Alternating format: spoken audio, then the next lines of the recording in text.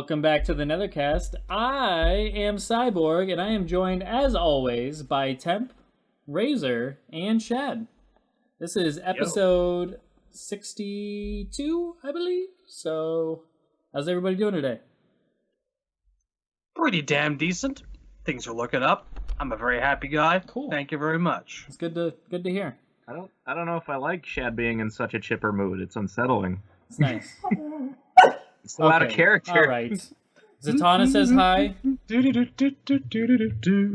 My dog Zatanna saying things. Okay. Yeah, when Shadowloo's happy, it does have a bit of a Clockwork Orange vibe. Down. You need to get down. Well, I am always ready for I said down. a little bit of the old ultra violence. You need to shut up. Hey, it's tasteful. I like it. Oh my god! Classy.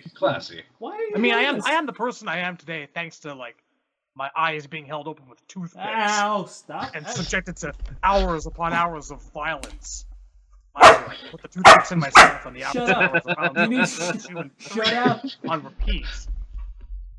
Why? Builds character. You okay over there? She's trying to kill me. Now that's quality entertainment. I think we're clear. Animality. I think we're clear for a little bit. Okay. I feel like there's a balance here. Shad is happy and Cyborg is not. That's how the world stays whole. Okay. So let's Well, get you know in. what? Just like really clarify and get it out there.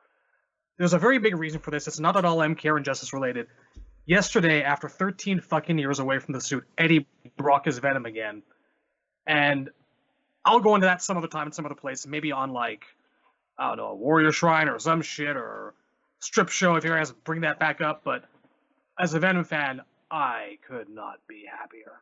But that's all. Yay for Eddie Brock. Cool. Moving on. All right. So. I mean, Ow!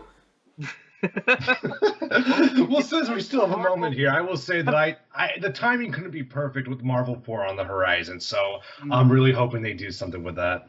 that would be nice. But it is nice to see Marvel doing at least one thing right. You Have we considered taking the dog and removing it from the room? There's nowhere else for her to go. Wow! Stop it! Usually my wife. Well, folks, Ow, while stop. BC gets mauled by a What small the hell is your animal, problem right now? What's gotten in? Oh my god! we're going to discuss injustice. Why are you In a doing second. this? This is the show we do now. How about the Shattered Alliance trailer, folks? Number 5 today. Jeffrey, I'm Shad, your host, Combs, as man. always. Jeffrey, Oh my god! Jeffrey, Fucking seriously, Combs. Jeffrey, Stop! fucking reanimator. Dog Ratchet. How excited are you? I'm through the roof. Hold my eyes up with toothpicks because I want to see more. It sounds really good. He's doing a hell of a job. Me and Cyborg were talking about this earlier. Yeah, it sounds amazing. I hate to say it because the Society Shattered Alliance trailer was so good, but this is probably the best one. You know what, man? I can't disagree. I agree. There's a lot of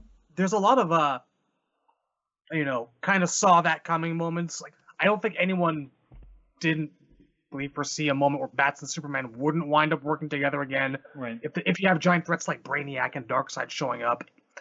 And there were moments there, I was actually really surprised at just how much I missed seeing a little bit of the old classic Superman Clark Kent vibe and attitude. And the few quotes that he had in this last trailer really brought that out, and I was surprised to find that I was actually kind of smiling a little bit at that, because they're working to humanize him just a little bit. Of course, they're just gonna grind us down under their heels, but I was very happy with the execution. I agree wholeheartedly. I feel like they're doing almost like an Xavier Magneto thing with Batman and Superman. That's kind of the vibe I get from their current relationship. As little as we've gotten, I mean, a lot of that is guesswork, but I feel like that's what they're trying to sell me when I watch the trailer. Yeah, I can see that. Yeah, I can see where you're coming from there. Absolutely. But yeah, Brainiac looks really good in... Well, what's up, yeah? No, go ahead. You. Well, the in-game Brainiac looks really good to me. In the trailer, he still looks a little Marlon Brando, But in game, he looks hella sleek. As brief as it was, his shit looked really good. I cannot wait to see a gameplay stream of him. I really want that to happen. It might not. Then again, it might. I don't know. They'll probably show him and Joecroft at the same time if they do another one. I think he's the final boss. That's the only reason why we're not going to get one. I think they're going to save that for the game. Yeah, that could be. Pish posh. I don't believe it for a second. The final boss will have some sort of amped up form of him. I think they're actually going to pull a Demon Shinnok again. They better. I was really disappointed with Superman Injustice 1. Yeah, That would be nice. Like, yeah, like just a playable character as the boss is always kind of a letdown. Like, the only exception was Deadly Alliance because there was multiples. The And only there was time Moloch, too. Yeah. the only time I think that it ever actually worked really, really well in game history was Street Fighter Alpha 2. Like, everyone had a different member of the cast as like their main boss. There wasn't any kind of gigantic four-boss hierarchy. It was a very, very personal go-through in story mode. Yeah, like I wouldn't mind a system where the boss level of the character you're playing as, and therefore doesn't have to be like a big dude. But if it's going to be the same guy for everybody, it ought to be a powerful guy. Precisely.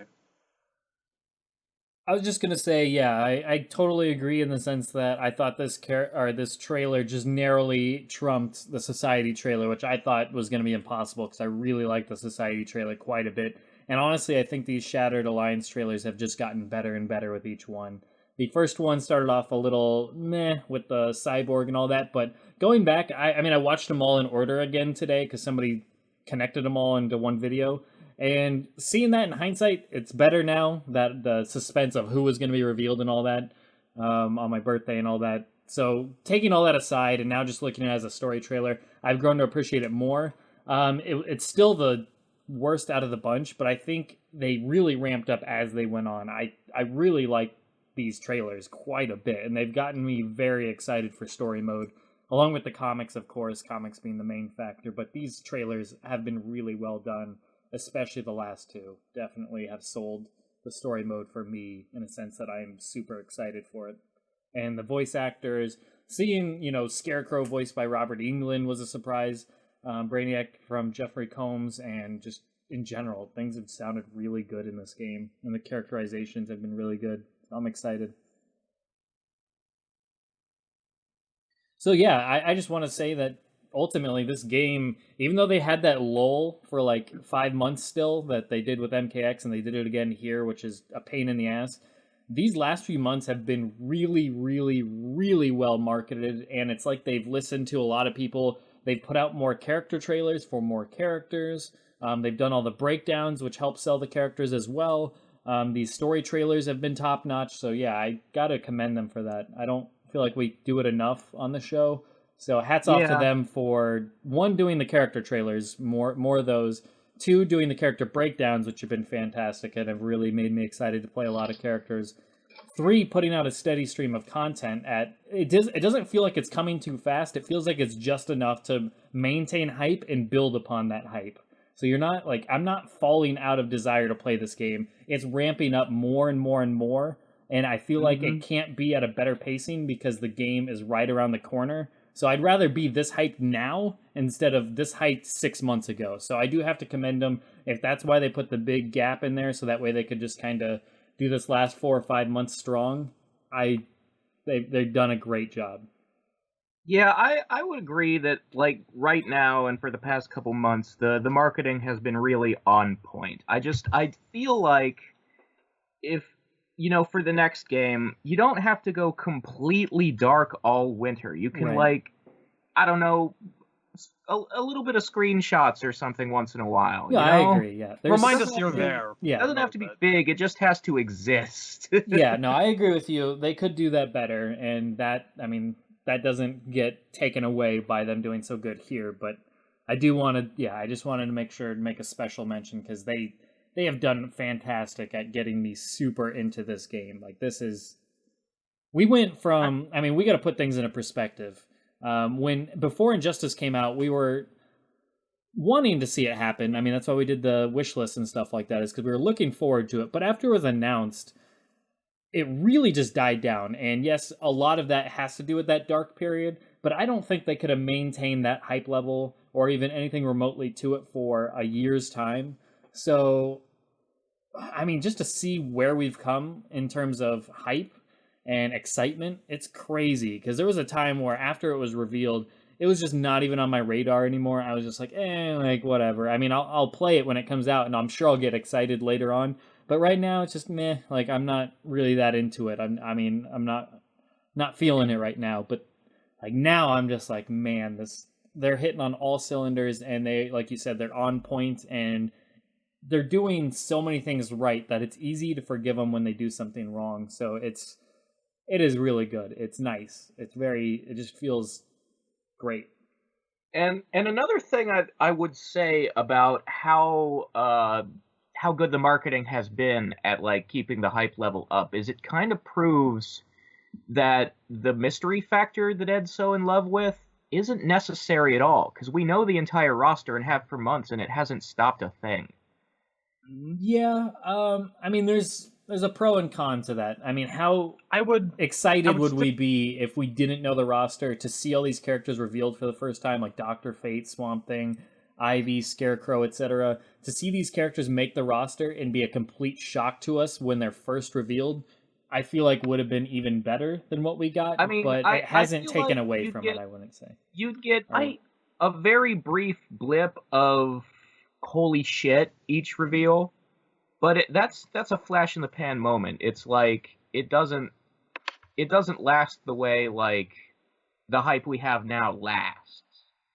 I feel like the mystery factor is much more of an adjunct to and a little bit necessary to the Mortal Kombat series, not so much Injustice. Well, the other thing is I feel like that mystery factor, the time when you can have that isn't necessarily when you're revealing the roster before the game comes out and it's all like this set thing that you're keeping a secret.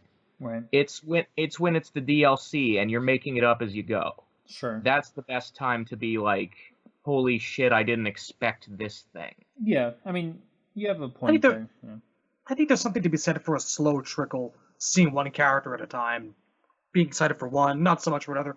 Because that was one element of the past marketing campaigns I didn't have a problem with. I'm good either way. Just for MK, I just tend to like to be cock teased a little bit. I mean, that metaphor only partially follows, because I think that works from July to like October. I don't treat the winter break as like a tease, because it's not like, your girl's teasing you. It's like she moved out and lived with her sister for 2 months. That's kind of more what it feels like to me. So I don't. And first of all, I just want to say I agree. I think the marketing has been way better. They definitely rebounded. They've learned lessons. There's only one criticism I have that still remains, and I hope they fix for next time, and that I want better reveals for new characters like Cyborg or Captain Cold.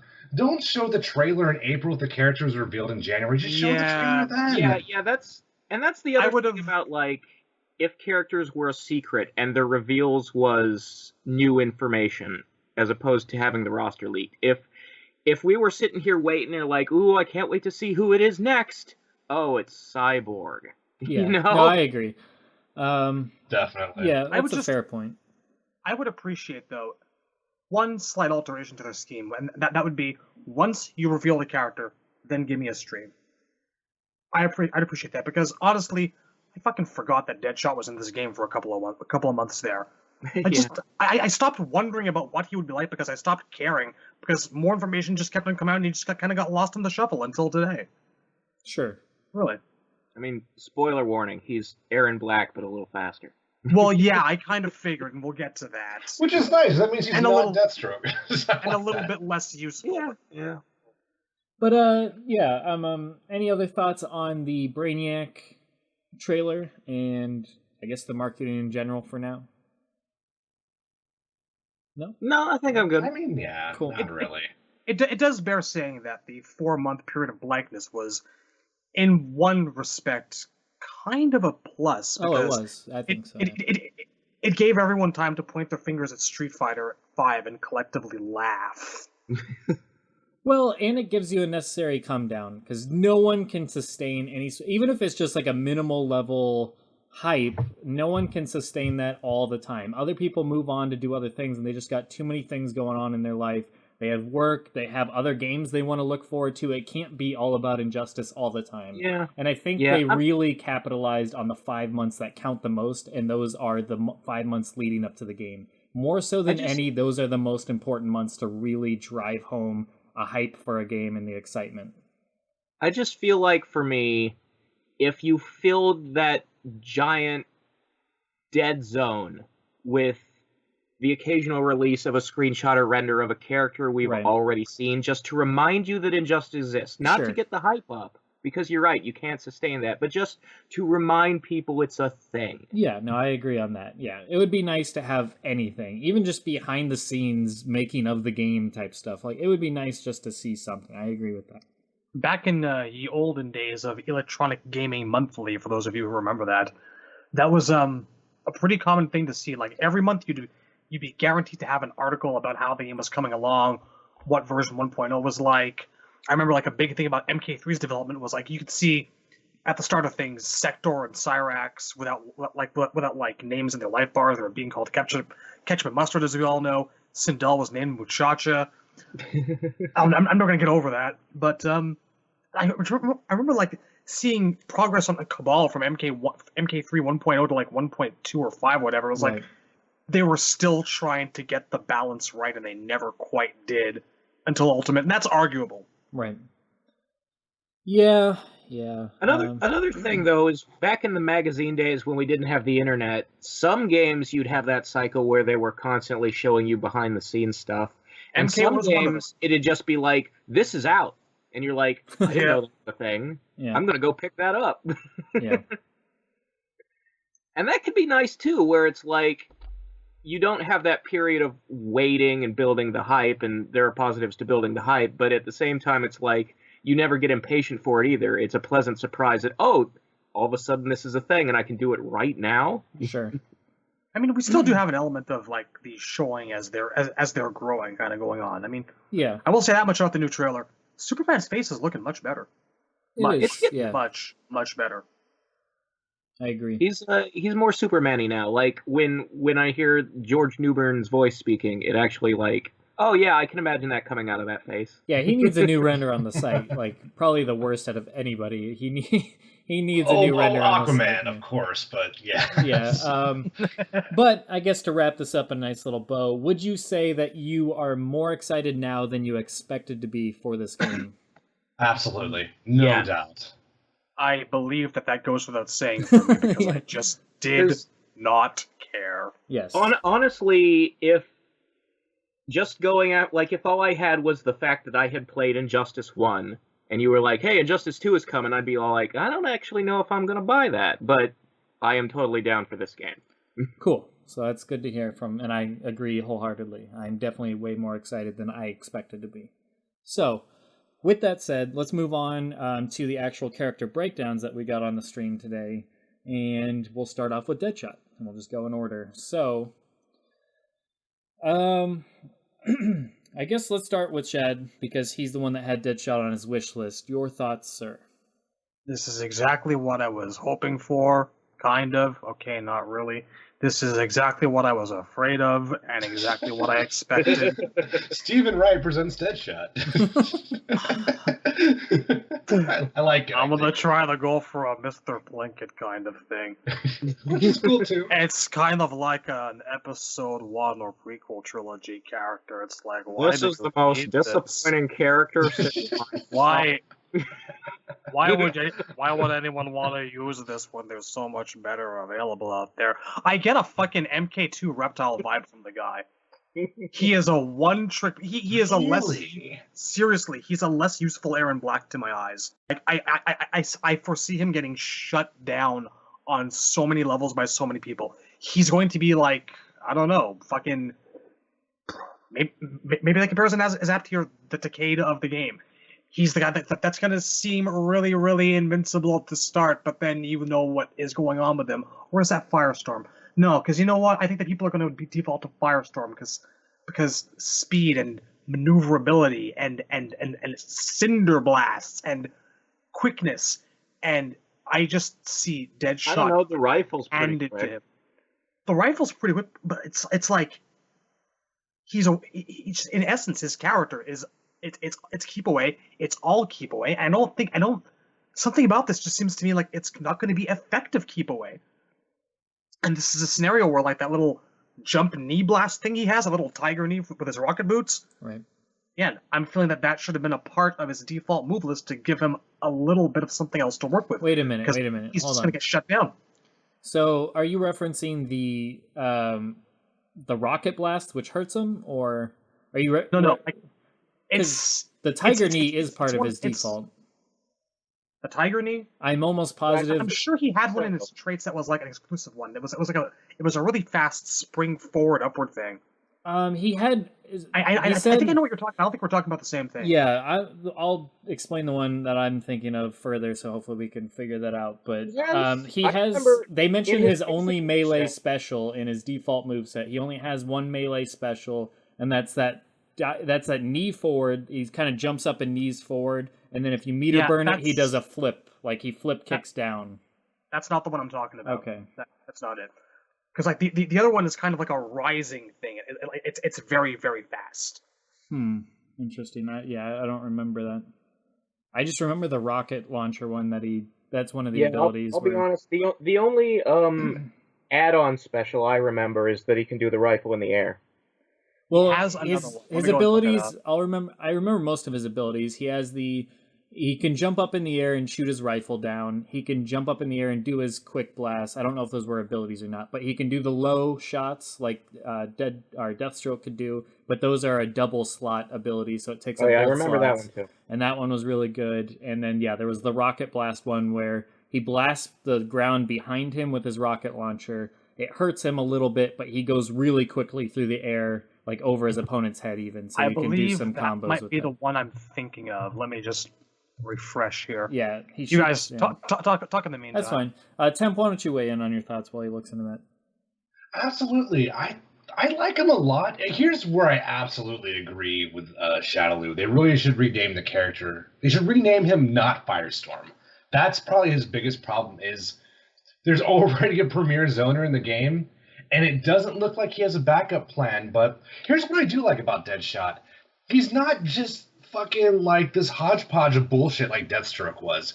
Deathstroke had everything. He had great mid-range footsies. He had really good zoning. To be And he fair, had decent up close options. Yeah, what's up? the reason Deathstroke had everything is because, like how Superman Yes. has way too much He is shit, a man who can he do is in the everything. comic. Yeah. It's true to the source material for him to do all the things. Yeah, it's kind of like Akuma. He's sort of like the Akuma of Injustice to me. Well, I guess really Superman's the Akuma of Injustice. But as you said, an example. So, yeah, that's fair, but I think the drawback is he needed less life, which is just not a thing in NetherRealm games. For better or worse, I like and dislike that at the same time. I do like the fact they have different stamina ratings in Street Fighter. So they can't do that. I think what he just needed a little more startup on everything, in my opinion. You know, or at least on his zoning. Maybe not the rush Amounts down. of life is a thing now. What's up? With gear, different amounts of life is a thing now. Yeah, but I'm going to be playing tournament mode like 90% of the time, so I'm not going to get to have fun with any of that. That's fair. Yeah, I mean, but I think he looks like a design. It looks like they actually kind of went to the drawing board and said, okay, here's what we want him to do. The problem is it looks like the result came out kind of mid-tier, but it's hard to tell, you know? What's up? It's easier to design for a guy who in the comics does one thing ever. Yeah. Well, I feel like he should have had Canary's trait. I don't know why Canary's trait isn't with Deadshot. Because the idea of a character who can sit on a trait and if the character goes into an animation, they can basically get a knockdown from any point in the screen. That's not Canary, that's Deadshot, right? Am I crazy here? I don't know. You're not wrong. I feel like it's not that bad off for Canary too, because honestly, in the comics, like the way she uses her scream, it's like a weapon of last resort. She mostly just does martial arts. It feels way too good to me. And for a character who's built around Rushdown, to have the best turtling move in the game, at least so far, just seems crazy to me. What it should do is it should give her advantage, like at mid-range, It should give her, a sniping hit at distance, and up close, she can combo into it for an extension. That makes sense to me. I don't know why it's like an outside of mid-range combo starter. That just seems crazy to me. No, I mean, it's kind of like Deathstroke, though. You can say it's justified in the comics. I don't want to play against that, though. No one does. It's fair. It's a fair complaint. Okay, yeah, the move I was thinking of is that Rocket Blast that actually damages him a little bit. I was skimming through it earlier. I just didn't see the damage, but yes, I kind of feel like that would have been that move there is kind of a necessary part of his gameplay, or it should be. We'll see how things turn out, but man, I'm just getting that feeling like MK2 Reptile is about the way that I look at this guy. He's got the tools to like keep people away, but everyone's got better tools to come right on the fuck in, you know? To be fair, one of his I think this guy's gonna kind of live and die by his bullet traits. I think he's gonna need to keep people with depowered super meters and I want to believe he'll be good, Temp. At least mid-tier, but I can't see it. He did have a little seemingly to keep people back, though. His normal rifle shot, when he's kneeling down, he shoots them several times. If he meter burns it, it actually pushes them back a good 5 feet. So that's basically negating one of their dashes. If they dash in and he meter burns that rifle shot, it's pushing them back 5 feet back, even if they're blocking. And if he puts on his trait, he can do the trait that's the knockback bullets, or the explosive ammunition, and those explosive rounds will knock his opponent back with every shot. And then he has the poison bullets, which drains their meter like crazy. So I don't know. I do feel like he has a lot of options. I see your concerns. I can't really say for sure whether they're... I think there's going to be like a couple of characters he's going to have really, really good matchups against for the most part. Like maybe Grodd 50% of the time, but there's so many quick aerial maneuvers in this game and ways for people to get around and swing off of shit. I think he's going to have a really hard time putting those to use based on this system. I hope I'm wrong. He's got a lot of anti-air stuff too, though. So, I mean, he had all those bouncing off the ground shots that you can do close, medium, or far, which go off the ground and up, and if he meter burns it, it creates a full stream of bullets that you can't go past, so... I don't know. He has a lot of tools to keep his opponent at bay. But to your point, though, if he does have several characters that will just shut him down and make it a hard time for him, I feel like that's why there's a lot of emphasis put on the abilities. I don't think those are just there for... I mean, I know in competitive modes those aren't available, but I think the ultimate game, they're expecting people to be able to use those abilities, and maybe he's not going to do so well in the competitive scene, but in just a online setting where you're just playing with your friends, I think when those abilities are available, you're going to be able to overcome those obstacles with a lot of the abilities that are there. Because it seems like, as Temp has said before, everybody can pretty much do anything with those abilities, in the sense that you can kind of make your character play a certain style. I mean, you're not going to change the character style. You're not going to make Deadshot rush down all of a sudden with those abilities, but it'll give them some options to deal with some of those more worse matchups, so to speak. I do want to, if people are looking for hope, because personally, I think Deadshot doesn't look that great either. But if there's anything we've learned from NRS games, is you can never call it until you see the frame data. No one thought Kotal Khan was going to be particularly strong when they saw the demos. I thought he looked slow, sluggish. His damage looked whatever. Guess what? He had one of the best forward projecting chain combos in the game. He's now one of the best footsie characters, and he's got ridiculous damage now. So you don't know until you see how safe their moves are and how far they go and how effective they are in the mid-range. Because that's what made Superman so good in Injustice. I think was it 4-3-2? I don't know. It's Redman told me what it was the other night. But that chain combo gave him so much mileage. So it just, until I see the buttons, like I didn't think Blue Beetle was going to be as bad as he was. It looked like he had everything he needed. Then I played the character and everything fucking hit high. So... you don't know, you just don't know. No one knows. You don't know also, what you don't know. Too. Exactly. Knowing things is a big part of knowing things. And there'll be patches, and things will change. I mean, we're likely going to get a day one patch and all of that stuff, and things are constantly evolving to try and balance things out and buff and all that stuff. So you never know what they might take from his abilities and make it his standard set, just if they feel like he's bottom tier because he just doesn't have that many options, or too many people are getting around his games or shenanigans, what he has to bring to the table, they're going to give him something on his normal set that's going to help him compete. I don't think they're going to just outright abandon him. No, say that's not my worry. I just kind of feel like due to the high mobility nature of the game itself, he's going to struggle for a long time before they get him to where they want him to be. We'll see. Like I said, I hope I'm wrong. Floyd Lawton always said, life is like a box of live ammunition. You never know if it's going to hit high, low, or mid.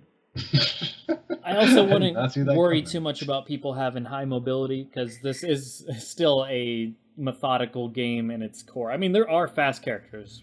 You're right on that. I mean, you still have Supergirl that can teleport behind you, or all that Flash that can move in quickly, Catwoman that can move in quickly, Grodd that can put on his armor and start just bull rushing you and stuff like that. So there are characters that can certainly get around it, even though it's a slower paced game in terms of being methodical.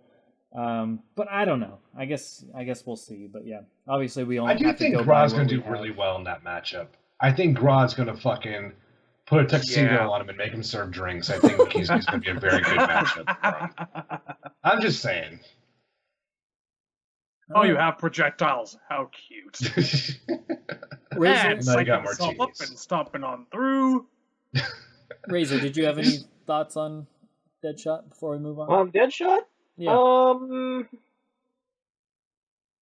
No Jeffrey Combs. No Jeffrey Combs. Sorry. He certainly is not. Okay, well, let's move on to Catwoman then. So for Catwoman, Temp, why don't you start us off with Catwoman? I didn't know a whole lot about Catwoman in the last game, so I guess I think she looks good. I'm not super hyper blown away by Catwoman. I like the new normals they gave her. That looks really cool. Like the back two and the forward one. That shit looks really good and really fun and very useful. Right. But other than that, and the trait, I kind of got lost in what changes they made to her trait. But it looks like you can meter burn it.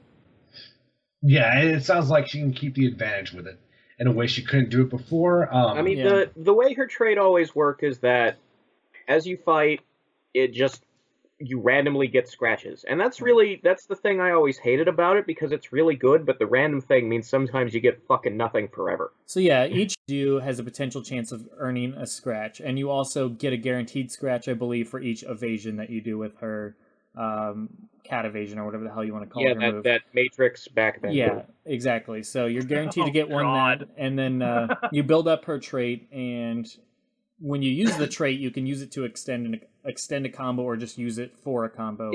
You press it, and it just a combo comes out. Yeah, you do like a 5-hit combo, or however many that you have saved up, and then you can also meter burn it this time to do even more.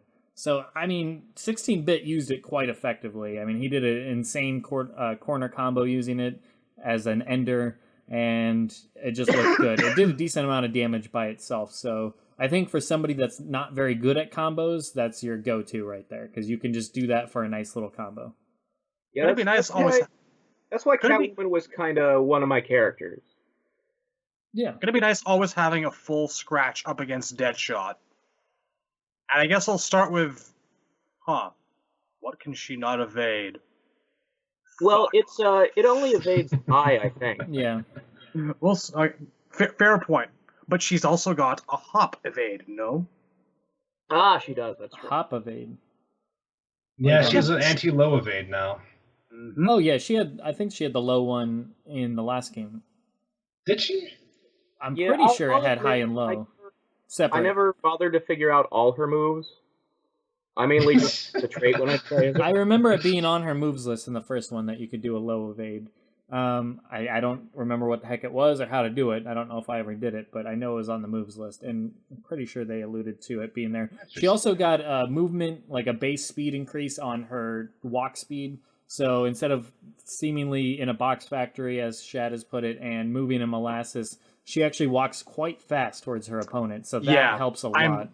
I'm extremely pleased by her mobility and speed this time through. She looks good in that regard. Yeah. She does. Such tasty corner combos too. And yeah, they go ahead. Well, I like her throw a lot too. Her throw is one of my favorites in the game. It's a good example of you don't need a lot, but you need personality. You need Yeah. style, and I love her throw. So probably my second favorite throw in the game. Yeah, and then she has an upward rising slashing attacks that she does up into the air, which is a nice anti-air, and it's also a wake-up move, as they explained, because she didn't really have a great wake-up move. So now she has a decent wake-up move, but it's not all like improvements. They did tone down some of her mix-ups. They did say that in the first game it was a bit overpowering, so now they made her mix-ups not quite as good. Some things that were overhead, I think her back two or something like that isn't an overhead this time around. It's just a high or whatever. I don't know if I agree with that, to be honest with you. I was okay with her having that overhead. Because look where she has to be to use it. Yeah. You know, that's a very unsafe area. You got to be playing a hell of a mid-range game to get that close and to successfully land that. But go on, yeah. Oh, I was just, and then she also had some good stuff. I don't know if it was her back two or what it was, but she has something that hits from pretty far away. So she plays a nice, like, she's a far away, up close fighter, as they say. So she has far reaching normals, which fits right into her style, because about sweep distance away is right where she has you exactly where she wants you. A little bit outside of sweep zone is where she's going to play really, really well. So yeah, she seemed like a lot of fun. She still has her whip trip, so she has a lot of tools in her favor. And they did say that, I believe they said that she has the most amount of just attacks in general built into her base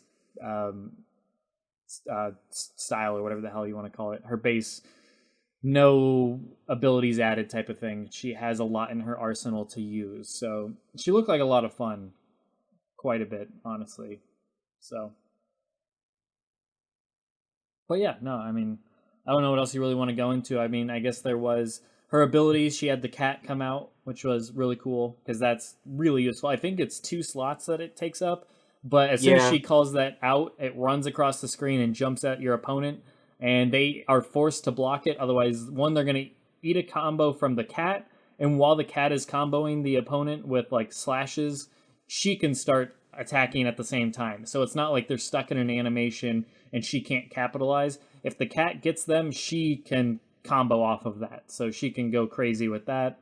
And she can do whatever she wants while it's running, so she can really apply pressure like a force ball, that kind of thing. So she has some good options off of that. And the cat is animated quite well.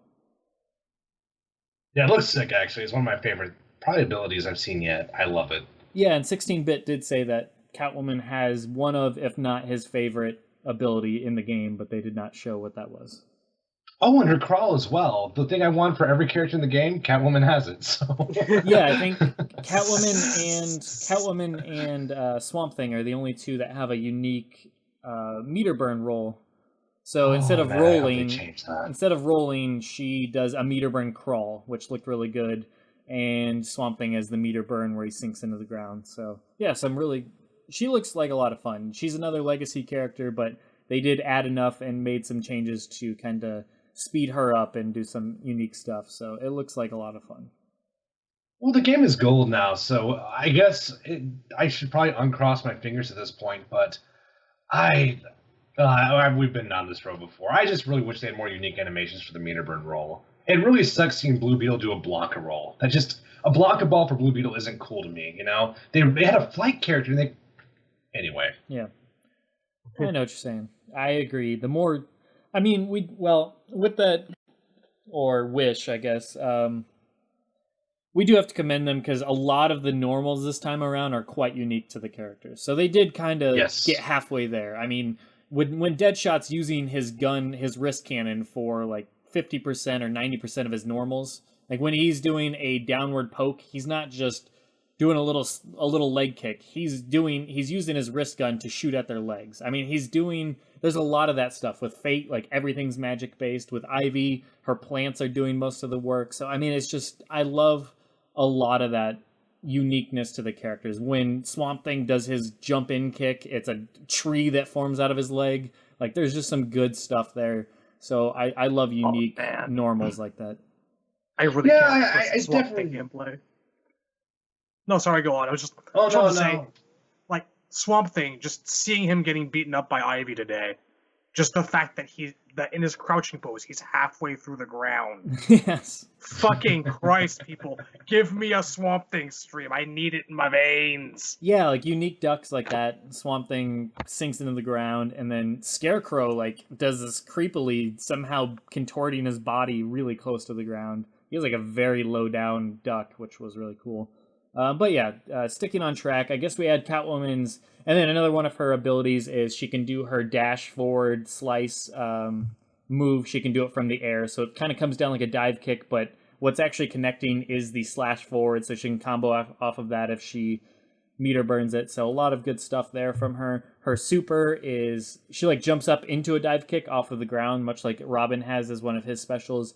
She starts on the ground and she jumps up into a flip and does like a really quick dive kick. So it's all a very quick animation, but she can do it close, medium, or far. So she can use that to kind of mess with her opponent. So if they go for a projectile, she can instantly start that animation to try and catch them. So yeah, there's some good stuff with that as well. So yeah, some good stuff. And before we move on, well, I guess we do have gear to cover. It is worth mentioning in the Black Adam's stage, they did show us the transitions, and they looked really good, going through the Tower of Fate into, I don't even remember what the hell the next transition was called, but yeah. So it was cool to see the Tower of Fate. The Rock of Eternity. Yeah, there you go. The Rock of Eternity is by far my favorite looking area in the entire game so far. There you go. And the nice thing, love it. Nice thing about the stages is if you want to start on that part of the stage, you can. So you don't have to always knock somebody in there to see it. You can turn off transitions and you can just lock that stage on and boom, there you go. You can play that. So that's kind of the cool part about that aspect, I guess, is even though we're only going to get probably like 12 stages or whatever it is, in reality it's more like 22 stages because you have different parts of the stage that you can start on if you feel like. So, cool beans on that. Next up is Catwoman's gear, which the next one we had was the hood, which Temp and I think are in agreement here because I was watching it when he was watching it, and I didn't really like the overall look of it, but I liked the individual pieces she had to offer. I just didn't think that the overall combination of the items was fitting, but I really liked that hood, and I think with the right follow-up stuff, I think she could look like a really cool character on that one. Her whip almost looked like barbed wire when it was on her waist. I wonder if that's an option. That would be deadly. That would be awesome. Anyways. There's almost a kind of retro Catwoman tribute going on here. Yeah. I'm sure will be more overt when we unlock the inevitable retro Catwoman skin. Yeah. But like I can see what they're kind of trying to go for. It's almost a callback to like the early or like early 90s or late 80s period where she had like 70s I should say rather. Yeah. Because she hasn't like rocked the purple in quite a number of years, and which is a shame. It feels like an attempt to put a bit more of a spin on that. I do kind of find myself missing the purple. She's been decked out in like straight black for a very, very long time now. Oh, I love that. That purple outfit is one of my favorites of hers. I like the giant sash that comes down, like all the way down to her feet, so it's almost like a dress, but her legs are exposed, so it's a sash. Yeah, I love that classic outfit for Catwoman, so the more we can get closer to that as an option, great by me. And we have as the next gear, we had the skin-tight latex type one, on at least on the mask she was wearing. The rest wasn't necessarily following that. But the skin-tight latex mask, almost reminiscent of the Burton Catwoman. It's just missing the stitching, and it was red, so there's some color options there, and it had the neon whip and exposed arms. A lot of these had exposed arms for her, which I thought was kind of weird. I like her to be more covered up, full body like that. But anyways, I like the chaps. I like the leather. Not a fan of the neon whip. No, sir. I like it. Nope. Schumacher flashbacks. Neon and Batman should be kept far the fuck away from each other forever and ever. Amen. I'm telling you, the second that thing goes green, you're going to be hearing some like Elliot Goldenthal bad theme music bullshit in your head, and Chris O'Donnell's going to run onto the screen going, "It should have been you! It should have been you!" And you'll have Tommy Lee Jones going in the background going, "I'm totally wasted on this film." Yeah, he was drunk as fuck. I mean, But I do like the neon, though. What's up, Razor? I see where you're coming from, but Catwoman wasn't in a Schumacher movie, so I'm able to divorce them in my mind. Yes, but this is contaminating Catwoman with the notion of appearing in a Schumacher movie. I'm looking at this and I'm going, this is getting dangerously close to what Batman Returns would have been like under less capable hands. I don't know. I just see like an S&M themed rave, and that's hot for me. I just like glowy shit. That's all I got. I mean, I also just like glowy shit. That's true as well. I like glowy in the sense that I like the futuristic Ghost in the Shell, Blade Runner, like the 80s version of the future neon glowy shit. That's what I like. So Back to the Future. Tron, exactly. So do I, but that's just not what I'm getting here. Sure. But you do gotta be careful with the Tron, too. You don't want to get too close to Tron, which I feel like is what Batman did. That was Batman's mistake. That's what that one Raiden costume in MKX did. Yeah. No, I agree. It's not always fitting, but as like a gear option or a shader option, I don't mind it. It seems like it's just one option for the whip, so... I don't want to see circuit patterns on her outfit, but I do like the idea that her whip is a big long glow stick. Yes. Pass. Just pass. Although I will say this right now, I would play the fuck out of a NetherRealm Tron game. All right. You would not. You're already picturing it. You're on that fucking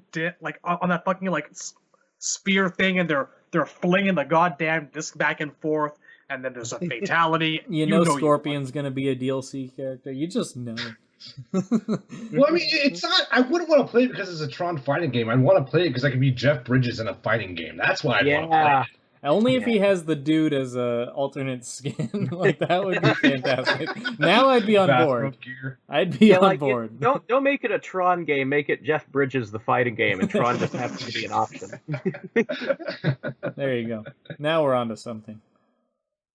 Okay. I think that would really bring the console together. What were you saying?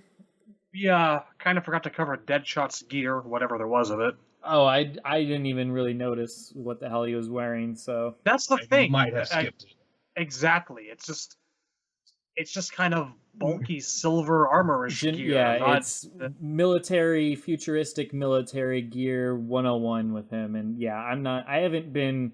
There's only... Well, I should caveat that. There's one piece of gear that he's had that I think looks good, and that's the one that's shaped like Black Mask's skull. Like, it's black with the skull type pattern to it, and I thought that looked cool, only because of Black Mask. But anyways. Carry on. Yeah, I have to go with you for this one. They tried. It's not a horrible set of gear, but... Somebody on Reddit posted his gear along with Captain Cold's gear, and a lot of it looking like something you'd see in a Call of Duty game these days, and I was like, yeah, I can't really argue with that. I mean a lot of it is futuristic warfare type stuff. There is an audience for that, and if he's the only character who's going that route, then, that's something for those people. That's fine. I don't hate it. I don't know. I honestly don't know what else I would do with the character, so I can't really complain. Yeah, Deadshot historically has really ugly costumes. Okay, I'm going to take you guys back to when he was very first introduced, and he was a dapper, well-dressed man in a top hat and pistols. There you go. That's got to be. And I want you to accept this is going to be in the game, and it's going to be awesome. That would be awesome. I would agree. But I think they should, I don't know, try for more stuff based. Like, I think that the single most striking thing about him visually is the single eye scope against the contrast of an otherwise silver, sometimes reflective depending on the artist's face.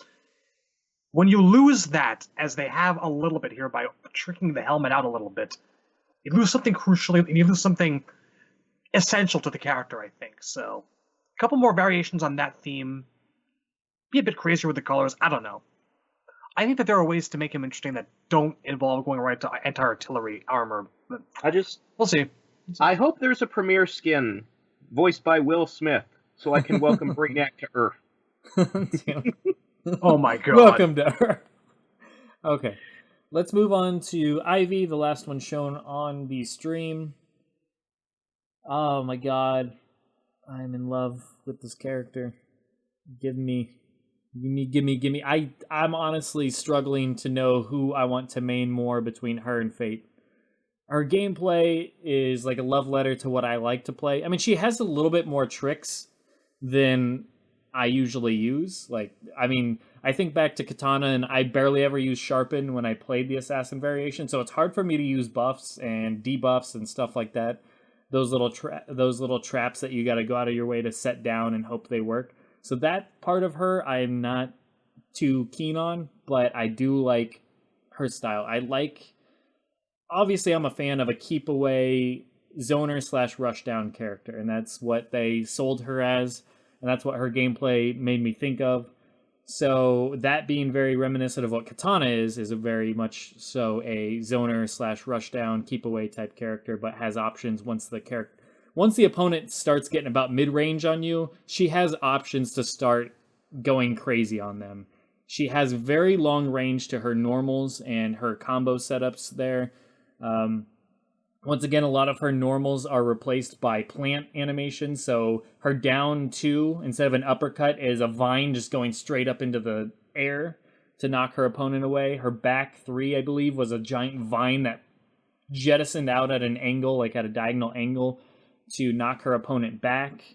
She has like her forward 3 or forward 4, I can't remember, is if you hold it, she goes even further, or if you just press it, it goes shorter distance, but it's like a spinning kick, like a spinning flip kick, which knocks her opponent up or something like that. I can't remember if it knocked him up, but that in itself was crazy. Many crazy, swaggy, fun, stylish combos up close that it was a ton of. She's just very much up my alley. The only things I'm concerned about is the bark armor, remembering to throw that on, though it's defensive, so I feel like I'd remember to put that on more so than the sharpen. And the throwing down the thorn patch, I don't see myself being able to use that very effectively, but I love the ball and chain type thing that she has, which I think is a stance for her, because she can't move while she's doing it, so it's something much like Catwoman, where she goes into her crouch cat stance, that when you activate it, you can press several different buttons to have different results.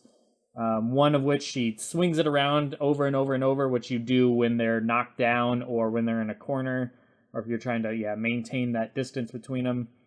Trying to think of the other things that she had. She knocks it, like she kicks it in a very stylistic way that goes low. It's a lot like I keep coming back to this whenever anybody has a whip weapon, or like it's like how I wish Scorpion would fight with his spear instead of those fucking swords. Exactly. That's the first thing I thought of too, where she'll like drop it low and then she'll kick it at her opponent's feet, which knocks him down, which looks very cool. Yeah, and then she has, I think her last one that she has as an option is she can do like an uppercut type thing with it, where she swings it upwards and it knocks him up into an uppercut type thing. Oh, and she has a straight out, just throwing it straight out like mid at their chest, which she can use to catch them after they're coming down. So she's got options with that, and then she has her main type of special, which is going to be very useful, is her vine drills that come up from the ground, which she can meter burn to hit them twice, and she can catch them multiple times as they're falling, which tracks the opponent's movement, so you don't have to do bullshit like Kenshi has, where it's close, medium, or far, or do, confusing controls or inputs that you're going to easily mess up because you have to do down, back, forward type things. She doesn't have anything crazy like that. It's just, it all tracks the opponent, so that's really useful. If you get them trying to, if you let them feel safe enough to dash in on you, you can catch them with it. So there's all sorts of opportunities with her to keep her opponent back. And then when they get in, like I said, you have those very stylistic combos, and they said a lot of her overhead low mix-ups aren't at the start, so they're not your typical overhead, then low, then medium, or mid. It's mid, overhead, low type stuff. So it's there to kind of be a little bit trickier, which I can appreciate, being able to finally play a character that has those kind of options. So yeah, I'm digging her, and she also has the throw, which she has a throw where she twirls up on the flower thing, and she also has a throw / command grab. We're not really sure. They said it's a throw, but they didn't explain how to do it. Throw, and I think what they mean by it is a forward punch kick throw. Like it's an actual universal throw, right? It can be meter burned. Yeah, you can. Which I don't think anyone else in the game can do that. So yeah, she can. Well, there is one kind of, and I'll explain that in a second. But her base one, she just slaps them, And then if she meter burns it, she kisses them, which stuns them for a second, and she can start a combo. And then, yeah, there's the flower one that just spins them up in the air, and that's like a typical throw that I did not see meter burned, I don't think. And, yeah, the other character I was thinking of, Swamp Thing has that green thumb move where he can grab onto them and do all sorts of crazy things, but that's a command grab, so that doesn't really count, I guess. But, yeah. Anyway, this might be a command grab too. I don't know what they mean by true throw. Right. So because like Ibuki has a command throw, but it's not a quote true throw because you can block it. So I don't. I think that is what they mean. That it's just unblockable, like a throw should be. Okay. Well, go ahead. No, that was it. Okay. Well, I do have thoughts on Poison Ivy. Yeah. Who's next in the... Well, I was just going to say, before we move on to her super and her abilities and gear and stuff, just general thoughts on her gameplay as it is at its core, at its base level, without adding any extra stuff. I will say that this is probably the scenario which is standing out to me the most about her. I don't think she needs that extra shit. Like, I actually think that this occasion, I feel like they chose the right moves to keep as spares for extra for her gear. And all things considered, she's got some wonderful tools at her disposal. She reminds me of like Zato from Guilty Gear on a little bit of smack with some extra tools available. I mean, the Shadow Eddie never had a projectile or anything, but like I can definitely see the spirit of that going on here. Wonderful throw animation, just looks like a total blast to play as. And when you do give her that projectile, another question, the same question arises to me. Why do I need Floyd Lawton in this game? Why? Yeah. Yeah, but because Suicide Squad was a movie that came out, that's why. Temp thoughts? Yeah, base level? I guess we need to go back a few days ago when they released the trailer. I was really underwhelmed by the trailer. I watched that and I felt nothing. I felt like the super had already been ruined for me. And I talked a lot about this on the Warrior Shrine, which should be going up pretty soon. So I was actually fairly impressed with the stream. I was a lot happier with her. She reminds me of IJ1 Aquaman mixed in a bit with Shinnok in terms of that she kind of does everything, but leans towards zoning. So like most characters in this game, she is a hybrid, but an Injustice character is kind of a spectrum, She's in the hybrid spectrum. She leans towards zoning, and I like that. Here's what really blew me away, because I said in the Warrior Shrine, I know that fucking Dennis Hopper Yoshi is going to be an ability trait. I know that's not going to be part of her main arsenal. And I was Dennis wrong. Hopper Yoshi. So, yeah, that thing's actually her trait. I couldn't fucking believe it. Honestly, because I played Killer Instinct, I have kind of decided I don't like things like that. I think they're automated, minions, I feel like are not good for fighting games. But let's see, it's only on screen for a very short duration, so it might not be an issue. And if you hit her, I feel like that was a mistake away. for Gargos. Okay, so that makes sense. I missed that. It's much less of a pain in the ass having something automated like that on screen than it is to have something like Zato and Guilty Gear with Eddie, and you're trying to do combos while you're trying to manipulate this little piece of shit to turn into a buzzsaw or like a step mine or whatever the hell you need him to be at a particular time. Worse so if you've played Blaze Blue and you're playing it like Carl Clover. Moving a fucking entire second character around while you're moving your main character, fuck that. Yeah, she doesn't have to press anything. Yeah, it's just a straight up turret basically. So yeah, it's kind of nice. I feel like if you're gonna put something on screen and I think your level of involvement with it should basically extend to where you want to put it and where you want it to go off. Moving it around, fuck that. That's where I draw the line. And I'm just glad it doesn't have a life bar, because in Killer Instinct, Gargos' minions stay on screen until you kill them.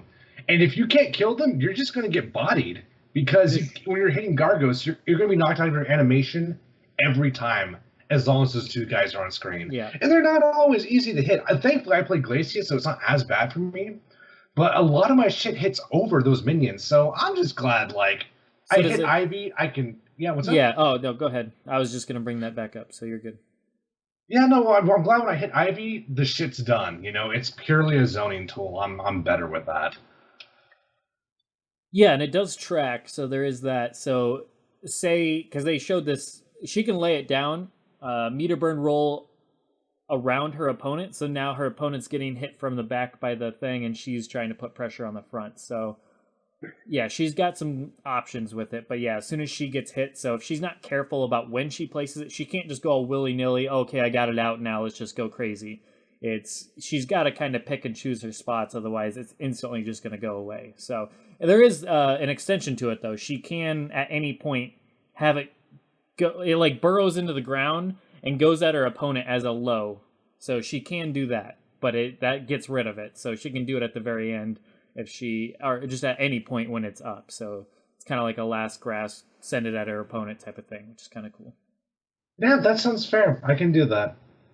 I still don't know if I would have picked that. I mean, I like the was it fluorokinesis? Yeah, fluorokinesis. I like the idea. Yeah, I like they stuck with that, but I feel like Dexter has already kind of taken up this territory. I would have liked something a little more unique.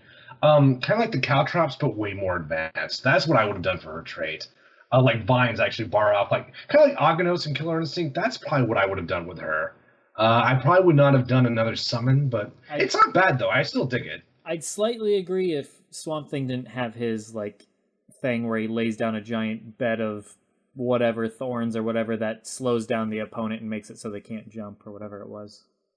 Yep, fair enough. So I mean that would probably be too similar. But yeah, I mean, I don't know. I didn't expect that to be her trait by any means, but then with everything that she's bringing to the table as an actual move or an ability that's added on to her moveset, I feel like they covered just about everything about the character that I can even possibly think of. So I guess this sort of makes sense, and it helps her in her zoning and her options like that. So it's kind of cool. You got to respect it. So otherwise you're just going to get screwed. But let's go on. So we covered her trait, and there's also something, a lot of people have abilities that replace their trait with something else completely, or a different version of her trait. So you never know what else she might end up getting. But let's move on to abilities in that sense. She has, as Shad mentioned earlier, she can get a full-on projectile, which I don't remember what that replaces exactly. I forget. I think it replaces the drill. Is that right? Yeah. Was it the drill? Which is a huge thing. It's a huge loss if that's what it replaces. She has those huge vines that have a lot of like area around them. That I know that those replace the drill. Okay, so yeah, the Shinnok ones is what you're talking about. The ones that come like up in threes if she meter burns them. Like Shang's ground spells. Yeah, you're right. That is true, because I remember them saying that they replaced the drills because it's a close-up attack that goes all the way up to the top of the screen, so it's a nice anti-air tool. And then you can meter burn it for a full-on like Shinnok, where it goes up 3 times from the ground at varying to knock them completely back across the screen. So you're right, that's the one that replaces her drills. And then she has the projectiles, which she can meter burn to send more out at the same time. I'm trying to think what other ability she had. She can replace her bark skin with thistles, so completely surrounding her body. So instead of getting a defensive buff, this is an offensive thing. So it's kind of defensive on both fronts. When her opponent hits her, they're getting hurt, as well as when she hits her opponent, it's hurting them more. So it's kind of like a reptile noxious. And then the other one I think is she replaces her thorn bed, which I actually like this ability the most out of all of her abilities, and I wish I could have this in her base moveset instead of thorns, because I can't do shit with her thorns, I'm pretty sure. And that's the healing bed that she throws down, and if she's getting +5 health each second that she stands in it, and +7 if she meter burns it. So I like that, because as a zoning tool, that to me seems more likely for me to be able to stand in it rather than getting my opponent to stand in the Caltrop/Thorns type thing. But anyways. Well, it also gives you control too. You don't have to. It lets you pace the match because you don't have to come to your opponent. The ball's in their court. They have to make things happen, and you can really use your zoning tools. I like that as well. Yeah. And I like the projectile one, because if you're spamming that while you have the little pukey Yoshi guy out, you can basically projectile at the speed of combo. I mean, if the opponent throws something at you, you're screwed. But yeah, I see what you're saying. That's funny. It'd be funny if they just don't hit the ground. I'm trying to think anything else that stands out about her before we get to gear. Any other thoughts on her abilities and stuff like that? Movement? Anything? Okay. So with her gear, we know at least two of her items are that you can replace. You can replace the little plants on her shoulders, and you can also you can give her like crowns made out of like thorns and stuff like that. So we know those are at least two things that she has to change. But they showed off two pieces of gear. One was a yellow and black type of affair, and then the other one was a very red and orangey, well, it was like red and brownish type of stuff as well. Thoughts on her gear so far? I didn't think that the versions look different in terms of she looked like she was leveling up more and more the more gear they put on her. But in terms of variety, it didn't look too different to me other than the color. Not a whole lot of variation. So I'm hoping for more variety. I'm hoping for more distinct changes. I'd like classic Ivy as gear. I want just like the elbow length guards on her hands, or the whatever you call those gloves, and then the knee-high boots with the kind of, the bodysuit and stuff like that. I'd like to see that as options as well, because I just want more variety. I'm not saying what she had on looked bad. It just didn't look different enough to me. I'm hoping for more variety. Yeah. It was 3 degrees of very, very sexy in different ways. Right. And, she's got that really, really awesome, at least to my mind, New 52 outfit where, like, she's got kind of like the black bodysuit with, like, leaves here and there and whatnot. And so it's a very nice blend, a very nice contrast. And, I get it. She's a sexy character. You want to show that off, but I'm looking forward to seeing a bit more than what was presented to us today. And I do want to say I do like how her super starts. Django seemingly is not a fan, but I like the pose she makes and the fact that she blows like the powder, the spores or whatever, pretty far. Yeah, I think that's a cool starter. It looked a lot like Sonya's, but more range. Yeah. Yeah, just like no complaints from me about it. Particle effects look good, but yeah. All right. I am actually okay with the opening. I just think the overall super has been, maybe just because they gave it away way too quick all the way back in February, but the plant chomps you up and throws you. It's I don't know. Cool, but I don't know. Well, I wish they wouldn't do that. I wish they wouldn't show half of supers. That just drives me nuts. But we're gonna see it like a million times in the game. Way, unfortunately. It's true. I'm glad it is short and sweet at least. But yeah, I don't know. I think overall Ivy looks great. Her gear is a nice departure, but I don't know, nothing I'm going to use. But I thought it looked really good. Like, I thought it looked cool. Cool. Much like the way you guys felt about Plague Doctor is kind of how I felt about her more like Egyptian-esque kind of gear. I thought it looked nice. Cool. Yeah, I dug it, and I'm like I said, I'm struggling between her and Fate, who I'm going to main. But either way, I'm gonna play both characters because, one, they both fit my style. She's basically the katana, and Fate's more like Kenshi in the sense of what roles I feel like they're gonna fill in terms of playstyles that I like. Just need like a rush down character in there somewhere. But yeah, I like both of them so far, and they're definitely my 1 and 2 going into the game. Granted, I could play them and they could just be completely like, oh, what is this?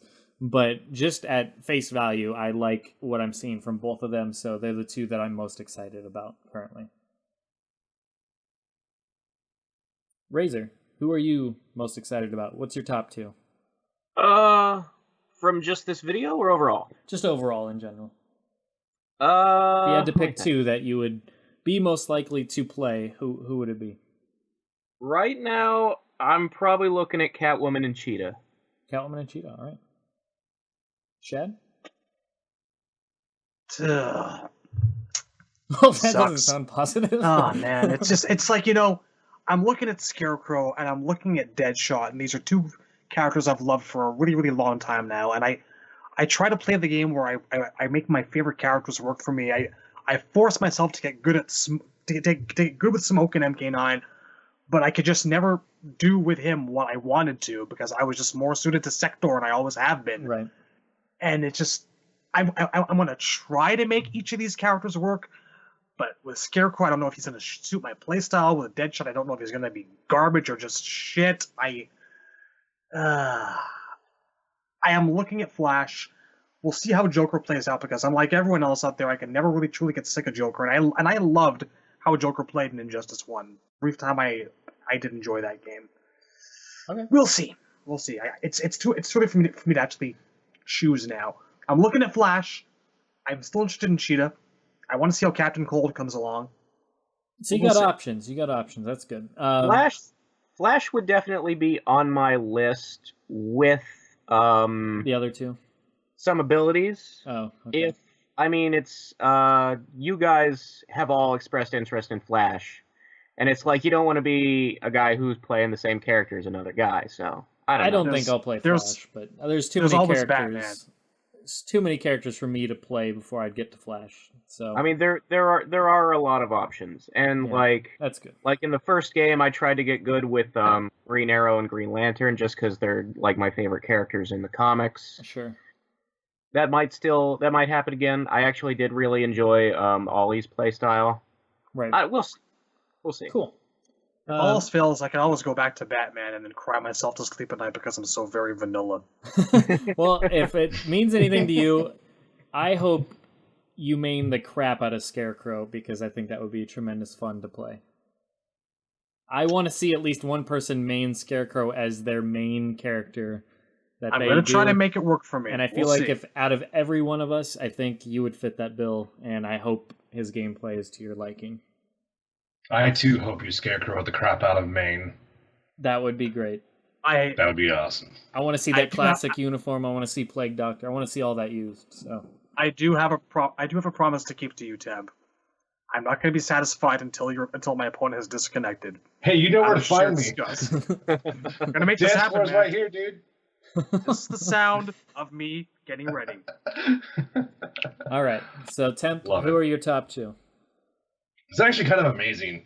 Since August, I think it's been the same top two, actually, and that's Blue Beetle and Gorilla Grodd. Cool. And Captain Cold kind of got debunked out of there? Well, just gameplay-wise, Grodd is such a good fit for me, I think. I don't know. Grodd is just the best of many worlds. Captain Cold is the best of one very specific world, and that's his design and his animations. I think that's really where Cold shines. The X factor is gear. If I find a character who I can construct into something really cool, then that character can kind of crawl their way. But I hope to learn at least 4 characters. If I can't play 4 characters at least efficiently in the first month, I would be very down on myself, because that's probably the best time to do it. But I'm with you on that. Yeah, there's a lot of people, contending for third place. There's so many. And it's funny, I still don't think the men do gear nearly as well as the women do. I think the women are really pulling off the gear the best. By far, honestly. No one else is even coming close. So, and I still don't have a female character I'm looking forward to using. So, that's strange. That's interesting. And Street Fighter V was the opposite problem. I was using a bunch of women because all the male characters were so boring to me. But despite the fact that I love doing top 7 lists, and I love talking about potential mains, with maybe the exception of MK9, I have never chosen my main. My main has almost always chosen me. On Smash Brothers, I wanted to main Sheik and Pit. I ended up maining Zelda. In Guilty Gear, I wanted to main Testament. I ended up maining Eno. Well, partially because Testament wasn't in the new game. But Eno, yeah. In Street Fighter 4, I wanted to actually main, believe it or not, Ryu and Vega. I ended up maining Rose. In fucking Injustice, I wanted to main Aquaman. I ended up maining Shazam. So, we'll fucking see. I can say whatever the fuck I want, but I'm not going to know anything until I play the game. But I will go as far as I can with Beetle. I will at least try to take Beetle as far as I can. He does seem very interesting. I just don't want to be losing all the time.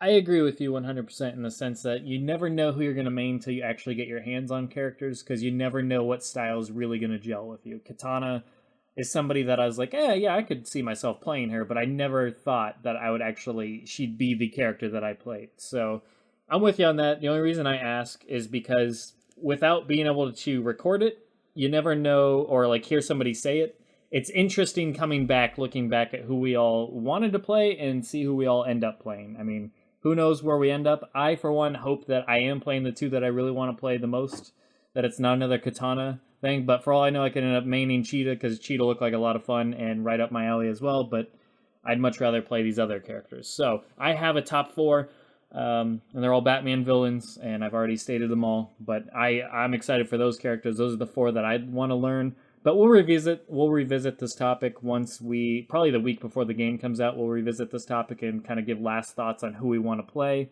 as well as revisit it after the game comes out. Of course, we're going to be talking about who we're actually having the most fun playing.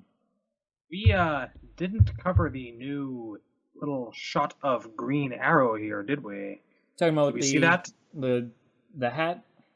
Yeah, no, not the hat. There's a little bit of an animatic feature with It's the True Identity video, right? Oh, gotcha. Yeah, that thing.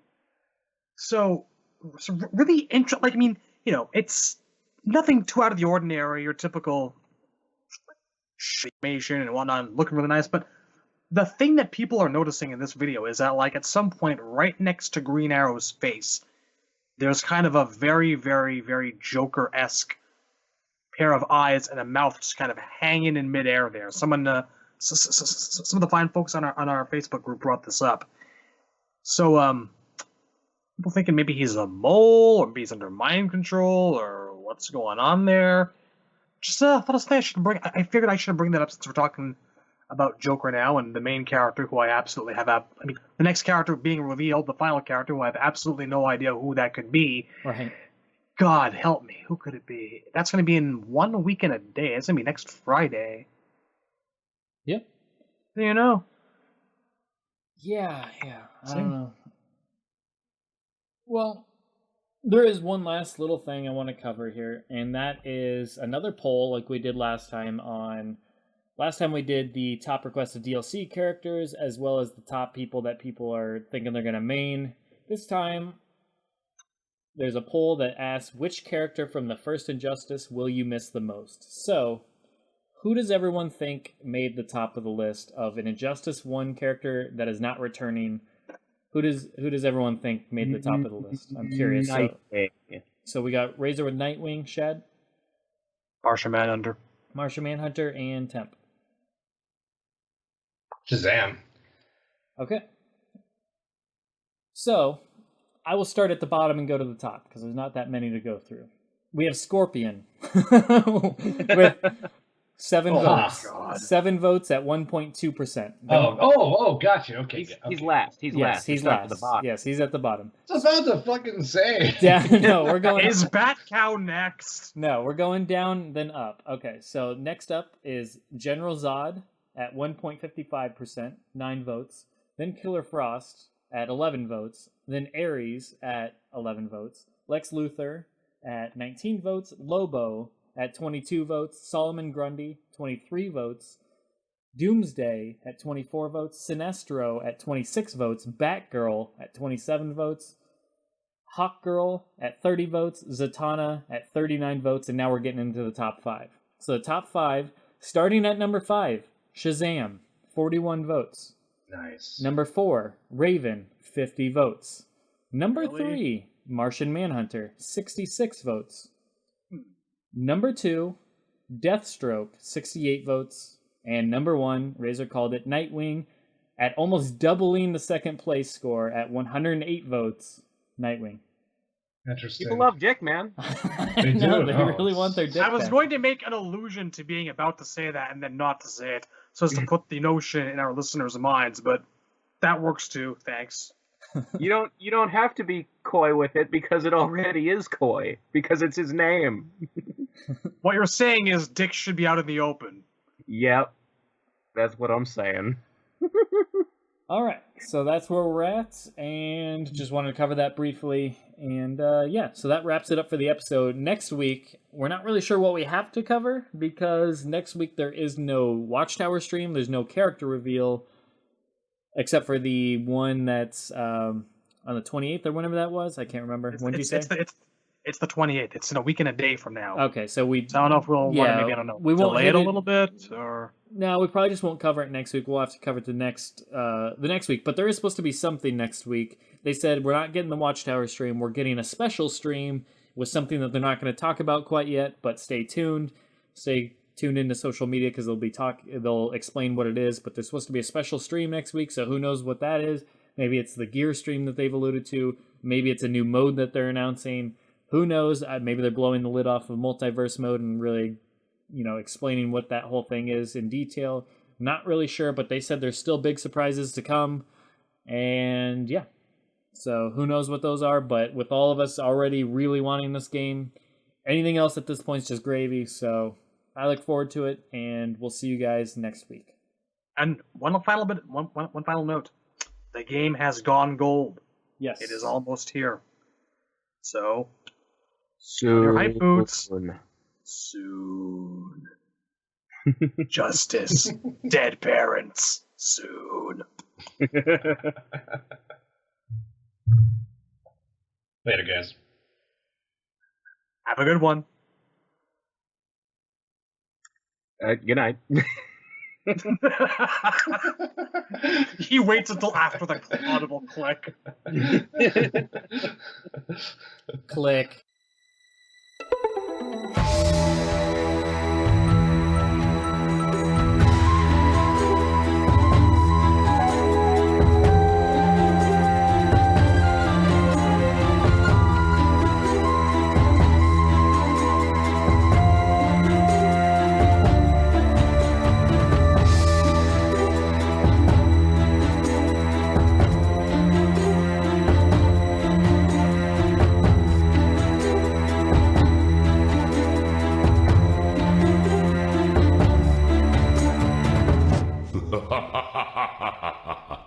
That was pathetic.